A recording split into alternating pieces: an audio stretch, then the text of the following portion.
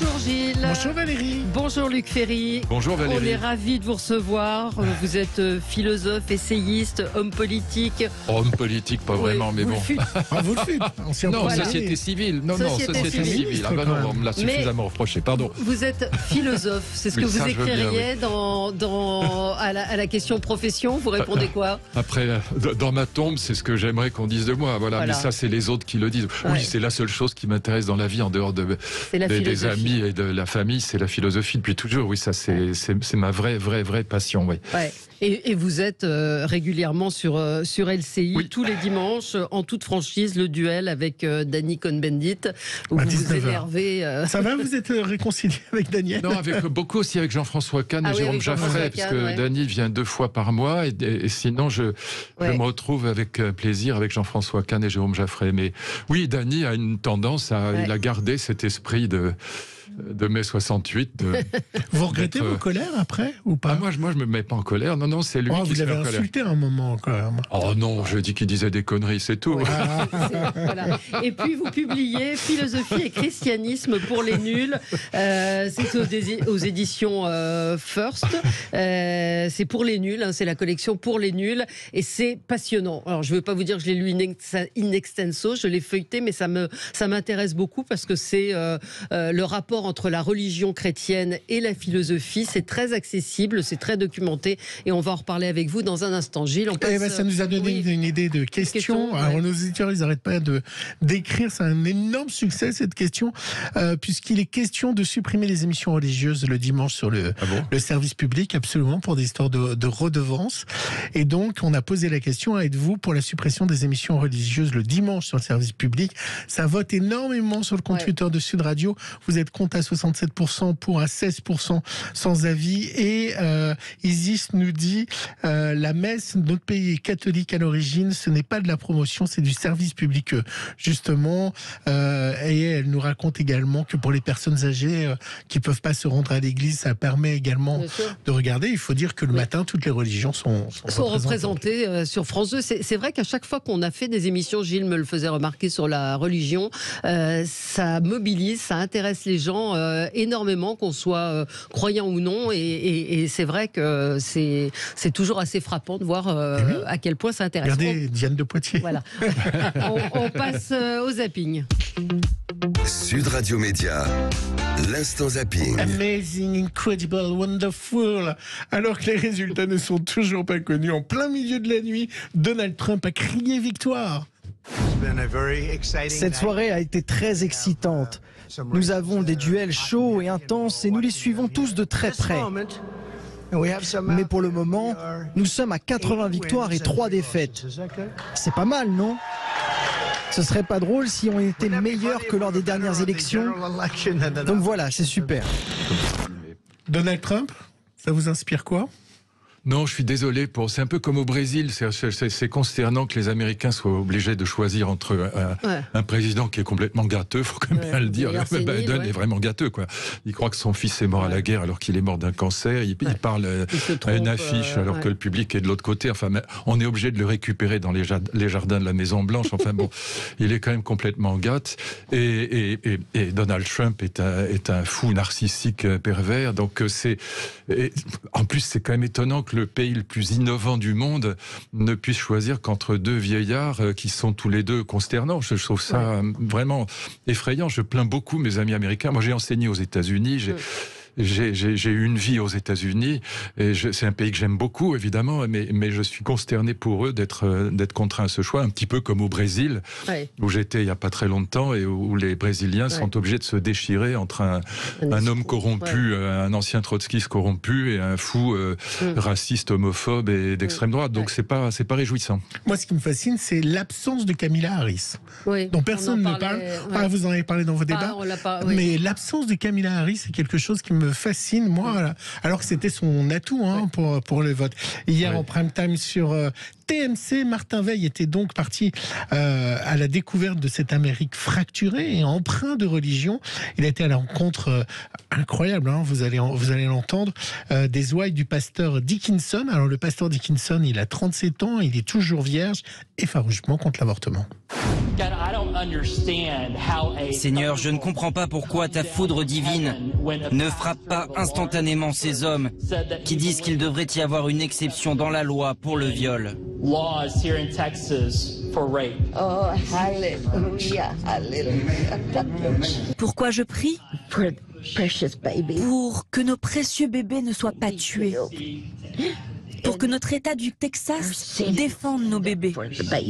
Et pour que les gens soient les bons chrétiens qu'ils devraient être. C'est hard aussi. Ouais. John. Ça vous fait réagir, hein? L'avortement, pour vous, c'est la clé? Je pense que c'est la vraie pomme de discorde. Je crois qu'on n'a pas conscience en France. Les démocrates, voilà, non, oui. vraisemblablement. Et les républicains aussi. Ouais. Et je pense que c'est la pomme de discorde la plus violente, en fait, aux États-Unis.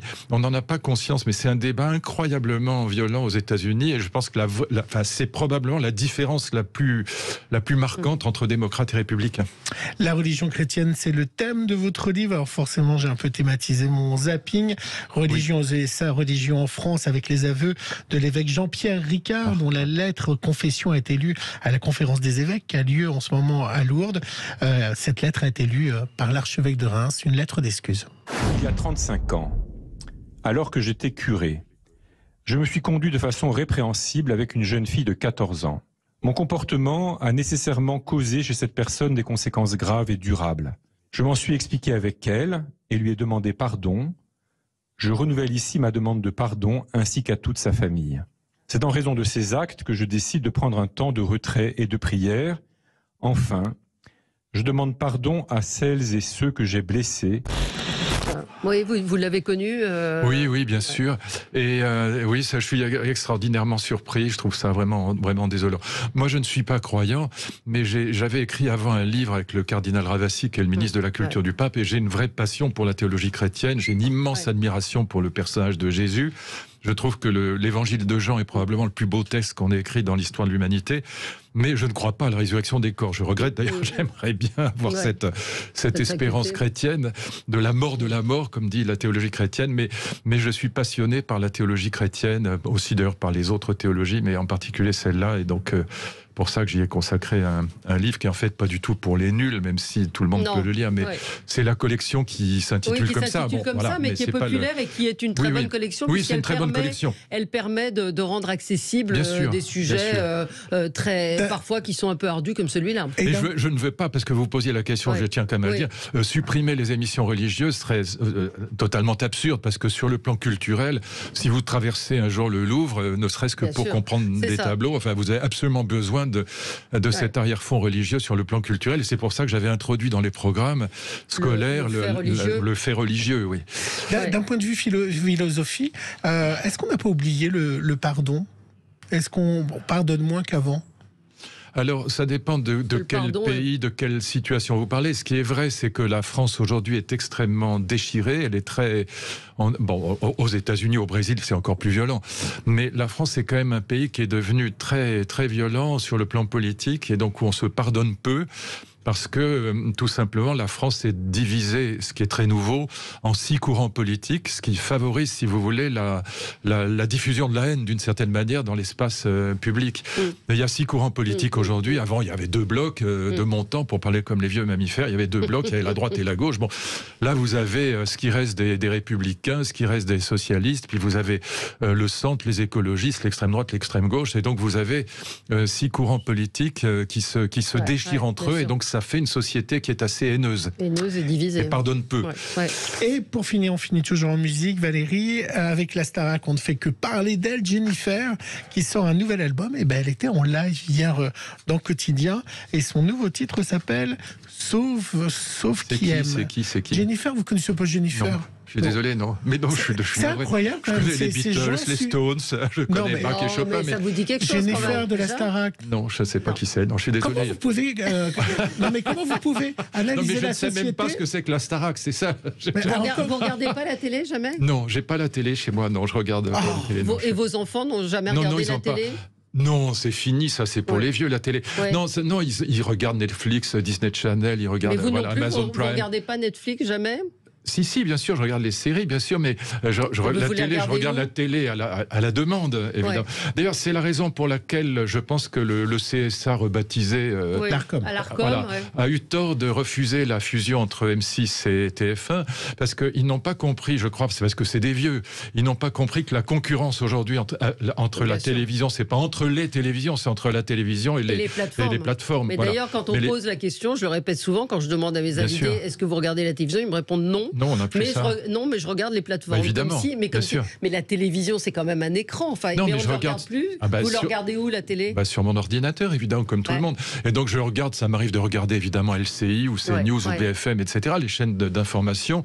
Si jamais il y a quelque chose d'exceptionnel, je peux regarder la télévision, mais de toute façon, je la regarde Et vous ne dites pas que vous êtes un peu déconnecté de la vraie société? Non, parce que ça, je sais que ça existe, mais j'en ai rien à faire. Vraiment, si vous voulez, il y a un moment, moi, je vais avoir 72 ans, il y a un moment où il ne faut pas se remplir le cerveau avec des conneries trop massives. Vous savez pas si des conneries vous regardez pas? Si, je regarde 3 secondes et puis après je vois que c'est pas pour moi. Bon, c'est bien, on n'a pas entendu Jennifer grâce à ça. Allez, on se retrouve dans un instant. C'est comme le disque dur d'un ordinateur, il ne faut pas remplir bêtement. Je vous recaserai Jennifer. Oui, mais... Vous me devez un Jennifer, Valérie. Non, mais c'est peut-être très bien, je suis désolé. Allez, mais enfin, on se retrouve dans un instant avec Luc Ferry pour parler philosophie et christianisme et puis télévision. Bon, super. Puis on a le droit de rire super, quand même. On n'a pas écouté Jennifer. Voilà, bien. L'invité du jour, c'est Luc Ferry, ancien ministre de l'Éducation, philosophe, essayiste, chroniqueur ou éditorialiste sur Sud Radio. Sur Sud Radio, on aimerait bien vous avoir sur Sud Radio, sur LCI. Vous savez, les radios classiques, et radio classique, absolument. C'est ça, vous effacez LCI de votre mémoire, c'est ça? Oui, j'ai effacé LCI, mais moi j'ai tellement peur de dire, je l'ai dit pendant tellement d'années que je fais très attention. Philosophie et christianisme, c'est le livre que vous publiez aux éditions First, c'est Philosophie et christianisme pour les nuls. C'est un livre passionnant qu'on lit, qu'on peut ouvrir à n'importe quelle page et y trouver des explications sur un certain nombre de faits religieux. Et moi, j'aime beaucoup le chapitre sur les expressions qui sont pleurer comme une madeleine, tendre l'autre joue plutôt qu'œil pour œil, dent pour dent. Toutes ces expressions. Oui, il y en a une centaine qui viennent de la Bible. Nul n'est prophète en son pays, la paille et la poutre. Porté au pinacle, il y en a une centaine, oui. Ouais. Et très souvent, on n'en connaît pas l'origine. Je cite toujours le texte originel et puis j'explique pourquoi c'est rentré dans la langue. Parce que si c'est rentré dans la langue courante, c'est pour des raisons de fond. Pleurer comme une madeleine pour nos auditeurs? Non, ce que j'aime le mieux, peut-être pour l'expliquer, parce que c'est peut-être ce qui est le moins connu et le plus courant, c'est semer la zizanie. Tout le monde connaît l'expression. Ouais, absolument.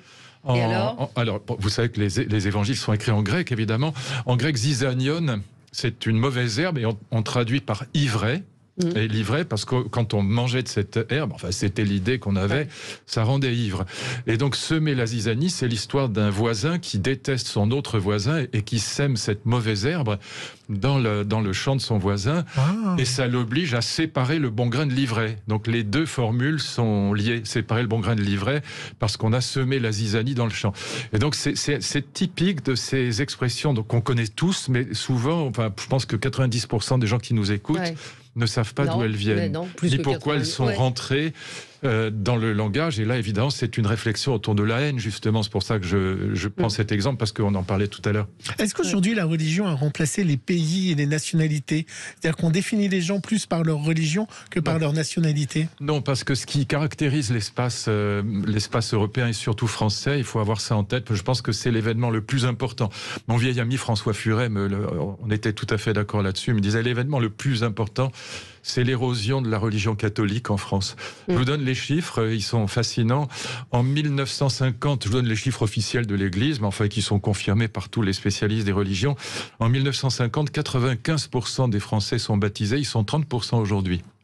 Il y avait 45 000 prêtres en France en 1950, il n'en reste que 5 000 aujourd'hui. Seulement 40% des Français se disent vraiment chrétiens, 4% seulement vont à la messe le dimanche régulièrement, et encore ils ne croient plus à rien, ils ne pensent plus que la Vierge est vraiment vierge ou que Jésus a marché sur l'eau. Et vous l'expliquez comment ? C'est à la fois comment dire... Eux qui n'ont pas su se moderniser. Non, la religion. Non, la vraie raison, elle est extraordinairement profonde. C'est quelque chose dont on ne parle pas, mais qui est pourtant la clé de compréhension du monde actuel à mes yeux. C'est qu'on a vécu au XXe siècle une érosion, une déconstruction, pour parler comme les philosophes, une déconstruction des valeurs et des autorités traditionnelles. Et cette déconstruction, elle a été le fait du capitalisme moderne. C'est Schumpeter a raison, le capitalisme est une société d'innovation permanente et c'est formidable. On a des vaccins, on a l'espérance de vie des Français. Après, on a pris 40 ans d'espérance de vie depuis 1900, il faut quand même le savoir. Tout ça grâce au progrès de la médecine, aux innovations, y compris sociales et politiques, d'ailleurs, pas simplement médicales. Mais en même temps, le revers de la médaille de l'innovation, c'est la déconstruction des valeurs traditionnelles. Le prototype, c'est l'art contemporain. Qui est un art de l'innovation pour l'innovation et de la déconstruction de la tonalité en musique, de la figuration en peinture. Dans l'art contemporain, c'est fascinant. L'artiste est de gauche parce qu'il transgresse, mais l'acheteur est de droite, c'est un capitaliste. Au fond, les grands acheteurs... C'est drôle, mais bien sûr, mais c'est la vérité. Celui de droite achète. Parce que les grands capitalistes sont les seuls à pouvoir acheter les œuvres d'art contemporaines, vu leur prix, mais aussi parce que c'est la seule forme d'art qui leur donne raison. Parce qu'au fond, Schumpeter disait, Picasso, c'est un art capitaliste. Alors Picasso était communiste, comme on sait. Et il avait raison, parce que c'est un art de l'innovation et de la rupture avec la tradition. Et c'est ça qu'on a vécu. Et du coup, dans cette déconstruction des traditions, eh bien, tout ce qui était traditionnel, donc à commencer par les religions, mais aussi les partis politiques et les syndicats, s'est passé à la trappe. Quand vous voyez les... Je l'explique très vite, mais il faudrait une heure pour Est-ce qu'on peut être philosophe et croyant? Non, je ne crois pas. Il y a des philosophes qui se disent croyants. Mon ami Jean-Luc Marion, qui est académicien français. Il y a Denis Moreau, qui est un très bon philosophe et qui est très chrétien. Mais fondamentalement, l'essence même du philosophe ne peut pas être croyant. Non, il y a un moment où vous êtes obligé, comme disait Kant, très bien, vous êtes obligé d'abandonner le savoir pour faire place à la croyance. Il y a un moment où si vous adhérez à la révélation, par définition, elle n'est pas rationnelle. C'est un objet de foi. Cum fides, avec foi, ça veut dire confiance. En fait, la logique de Jésus, qui est d'ailleurs absolument géniale, moi je l'aime beaucoup, je trouve que c'est quelqu'un d'absolument... Enfin, il est merveilleux. Bon, c'est peut-être le plus grand homme de toute l'histoire de l'humanité. Moi, j'ai un immense respect pour Jésus. Je trouve que c'est quelqu'un de formidable. Mais évidemment, je ne crois pas que ce soit le Fils de Dieu. Je suis pas croyant. Mais ce que Jésus nous demande, c'est la foi. C'est pas la raison. Voilà. Ça ne veut pas dire qu'il n'y ait pas de raison quand vous lisez saint Thomas d'Aquin. Bon, mais la raison, elle a une place très précise dans la religion. C'est à la fois pour comprendre les textes sacrés. C'est ce qu'on appelle l'herméneutique, c'est-à-dire la compréhension des textes, la compréhension par exemple des paraboles, j'en parle beaucoup dans le livre.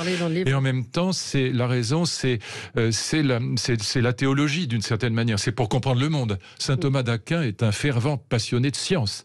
Il trouve que si vous comprenez le monde, vous irez de l'horloge à l'horloger, de la créature au créateur. Ce monde est merveilleux quand vous regardez comment est fait un œil, un corps humain, etc. N'importe quel organisme vivant, c'est comme une horloge, il faut bien qu'il y ait un horloger. Et donc la raison, elle a une place dans la théologie pour comprendre le monde, pour comprendre les textes sacrés, mais il y a un moment où vous avez la foi, et là on sort de la philosophie. Une dernière question média rapidement. Roselyne Bachelot, Ségolène Royal à la télé. Vous à la télé, c'est le bon plan pour les ministres? Non, j'ai jamais fait de politique. Moi, encore une fois, j'étais société civile, donc je pense qu'il y a une tâche de la philosophie aujourd'hui. D'ailleurs, je vois que mes collègues philosophes sont sur la même longueur de ligne. Ministre à la télé? Ça m'était complètement égal. Je pense pas. Encore une fois, moi, je me vis pas comme ancien ministre. C'est pas mon métier du tout. Alors que Roselyne Bachelot ou Ségolène Royal sont des professionnels de la politique. C'est autre chose. Ou Manuel Valls. C'est un professionnel de la politique. C'est pas moi. J'étais vraiment société civile. Mais je pense qu'il y a une tâche de la philosophie qui est ce que les Allemands appelaient l'Aufklärung, c'est-à-dire les Lumières. Et qu'aujourd'hui, les philosophes contemporains, ils parlent clair, que ce soit à mes amis Michel Onfray ou Pascal Bruckner ou Alain Finkielkraut, sont des gens qui écrivent et qui parlent clairement. On n'est pas dans Derrida et Glas et je sais pas quoi, où personne ne comprend rien à rien. Voilà. Et donc, parce qu'il y a cette idée que la place de la philosophie est importante dans la société et que notre rôle, c'est aussi de faire comprendre un certain nombre de choses. Les clés de la philosophie sont géniales. Je vous enverrai le MP3 de Jennifer. Allez. Et puis aujourd'hui... il est frustré. Aujourd'hui, c'est mercredi, également en salle. Je crois que c'est aujourd'hui le film de Gad Elmaleh. Formidable. Je ne sais pas si les gens iront le voir, mais allez le voir. Moi, j'ai eu la chance de le voir. C'est un film très intéressant sur sa conversion. Il est juif, marocain. Et son coming out religieux. Catholique. Philosophie et christianisme, c'est aux éditions First. Vous avez entendu la limpidité totalité du propos de Luc Ferry, vous le retrouverez dans ce livre. Merci d'avoir été avec nous. Tout de suite, c'est Jean-Jacques Bourdin. Parlons vrai avec Jean-Jacques Bourdin. Un autre philosophe. Un autre philosophe. Très bonne journée.